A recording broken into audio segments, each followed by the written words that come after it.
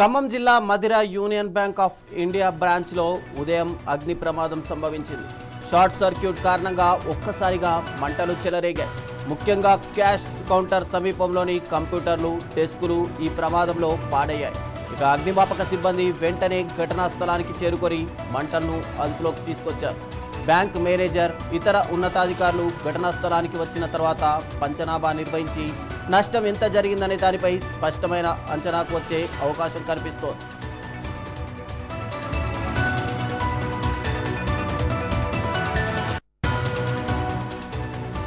బ్యాంకుకు సంబంధించిన అన్ని రికార్డులు ఆన్లైన్లో భద్రంగా ఉన్నాయని, భౌతికంగా కొన్ని పత్రాలు కాలిపోయినప్పటికీ సమాచారం కోల్పోయే ప్రమాదం లేదని బ్యాంకు వర్గాలు చెబుతున్నాయి.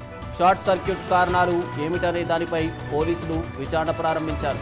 బ్యాంకు ప్రాంగణంలో భద్రతా లోపాలు ఏమైనా ఉన్నాయా అనే కోణంలో కూడా వారు దర్యాప్తు చేస్తున్నారు.